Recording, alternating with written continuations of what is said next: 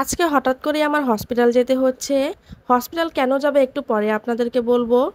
এই যে আমি আর আমার ছেলে রেডি হয়ে নিয়েছি, সাথে আমার বড় আপুও। আমি যখনই কোথাও যাবো আমার বড় আপুকে তো সাথে নিবই। যখন আমি ঢাকায় থাকি তখন তো আমি কোথাও গেলে আমার বড় আপুকে ছাড়া একদমই বের হই না। সবসময় আমার বড় আপুকে সাথে করে নিয়ে যাই। ছোটবেলা থেকে আমাদের এই অভ্যাস। যেহেতু আমাদের কোনো ভাই নেই, আমরা ২ বোনই। আমার বোন আর আমি ছোটবেলা থেকেই একসাথে সব জায়গায় যাওয়া আসা করি। কোথাও কাউকে ছাড়া যাই না।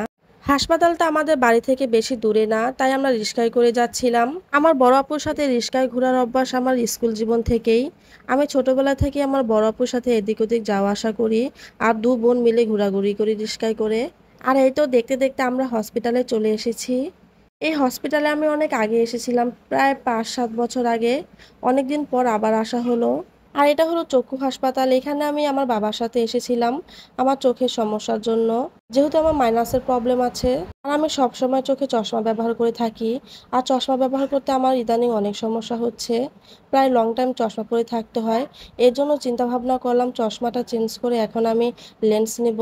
হয়তোবা কন্টাক্ট লেন্স কিছুটা পরে থাকলে একটু স্বস্তি পাবো। এখানে এসে তো আমি পুরাই অবাক। আমার চশমাতে একটু সমস্যা ছিল, ওনারা ঠিক করে দিচ্ছিল। এটা নাকি ওনাদের এখানে নতুন সিস্টেম চালু হয়েছে, ফ্রি সার্ভিস দিয়ে থাকে চশমার। আমি তো এখানে গিয়েছিলাম চশমার পরিবর্তে লেন্স নেওয়ার জন্য, কিন্তু আমাকে ভাইয়ারা বলল যে এখানে ওনাদের এই হসপিটালে এই সিস্টেম বন্ধ হয়ে গিয়েছে, এখন আর লেন্স দেওয়া হয় না। আমাকে বলল হসপিটালের বাহিরের দোকান আছে ওনাদের, ওইখান থেকে অর্ডার দিয়ে দিতে। তো কিছুই করা ছিল না, আমি ওইখানে যেয়ে অর্ডার দিয়ে দিলাম। আমাকে ভাইয়ারা বলেছে পরের দিন সকালে আমার বাসায় যেয়ে হোম ডেলিভারি দিয়ে আসবে।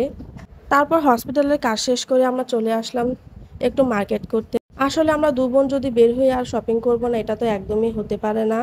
আমার আপু আর আমি যখন বের হব কোথাও, আমার শপিং মলে তো একবার না একবার যাবই। কিছু না কিছু কেনাকাটা না করলে যেমন আমাদের হয় না। আমি আর আমার আপু সবসময় যে দোকান থেকে কেনাকাটা করি সেই দোকান থেকে টুকটাক কিছু কিনে নিলাম। তারপর বাসায় এসে রান্না বসিয়ে দিলাম। সারাদিন যত যাই করি না, বাসায় এসে তো রান্না করতেই হবে।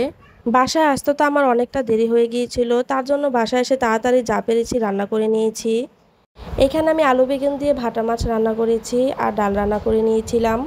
বিয়ের আগে আমার আপু আর আমি কোথাও গেলে অনেকটা সময় পার করে যখন বাসায় আসতাম তখন দেখতাম আম্মু রান্না করে রেখেছে আর আমরা ২ বোন সুন্দর মতো খেয়ে নিতাম। কিন্তু বিয়ের পর আমাদের জীবনটা কতই না চেঞ্জ হয়ে গিয়েছে। কোথাও গেলে বাসায় এসে নিজের সংসার নিজের বুঝে নিতে হয়। বিকেলবেলা আপনাদের ভাই হঠাৎ করে আবদার করে বসলো চিকেন ফ্রাই খাবে। এখন কি আর করার, বানিয়ে তো দিতেই হবে। তো আমি এখানে চিকেন ফ্রাই করছিলাম। আর বৃষ্টির মধ্যে চিকেন ফ্রাই খেতে কার না ভালো লাগে। এই দেখুন এখানে বাপ ছেলে ভালোবাসার বন্যা বয়ে যাচ্ছে। এখানে আমার ছেলেটা তার বাবাকে কি সুন্দর করে খাওয়াই দিয়েছে, মাশাল্লাহ। বাবা ছেলের সম্পর্কটা যেমন এমনই হয়। আমার ছেলেটা তো আমার থেকে তার বাবাকে অনেক বেশি ভালোবাসে।